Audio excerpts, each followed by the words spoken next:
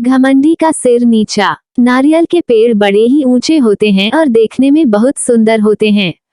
एक बार एक नदी के किनारे नारियल का पेड़ लगा हुआ था। उस पर लगे नारियल को अपने पेड़ के सुंदर होने पर बहुत गर्व था। सबसे ऊंचाई पर बैठने का भी उसे बहुत मान था। इस कारण घमंड में चूर नारियल हमेशा ही नदी के पत्थर को तुच्छ पड़ा हुआ कहकर उसका अपमान करता रहता। एक बार एक शिल्पकार उस पत्थर को लेकर बैठ गया और उसे तराशने के लिए उस पर तरह तरह से प्रहार करने लगा। ये देख नारियल को और अधिक आनंद आ गया। उसने कहा, है पत्थर, तेरी भी क्या जिंदगी है। पहले उस नदी में पड़ा रहकर इधर उधर टकराया करता था और बाहर आने पर मनुष्य के पैरों तले रौंदा जाता था, और आज तो हद ही हो गई। ये शिल्पी तुझे हर तरफ से चोट मार रहा है और तू पड़ा देख रहा है। अरे, अपमान की भी सीमा होती है। कैसी तुच्छ जिंदगी जी रहा है। मुझे देख कितने शान से इस ऊंचे वृक्ष पर बैठता हूँ। पत्थर ने उसकी बातों पर ध्यान ही नहीं दिया। नारियल रोज इसी तरह पत्थर को अपमानित करता रहता।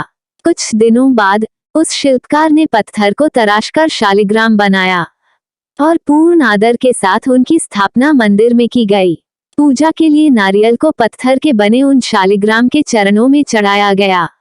इस पर पत्थर ने नारियल से बोला, नारियल भाई, कष्ट सहकर मुझे जो जीवन मिला उसे ईश्वर की प्रतिमा का मान मिला। मैं आज तराशने पर ईश्वर के समतुल्य माना गया। जो सदैव अपने कर्म करते हैं वे आदर के पात्र बनते हैं, लेकिन जो घमंड का भार लिए घूमते हैं वो नीचे आ गिरते हैं। ईश्वर के लिए समर्पण का महत्व है, घमंड का नहीं। पूरी बात नारियल ने सिर झुकाकर स्वीकार की, जिस पर नदी बोली, इसे ही कहते हैं घमंडी का सिर नीचा।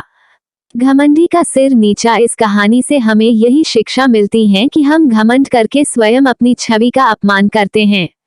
घमंड मनुष्य जीवन के लिए एक शत्रु की तरह है जो हमेशा उसके लिए विनाश का मार्ग बनाता है।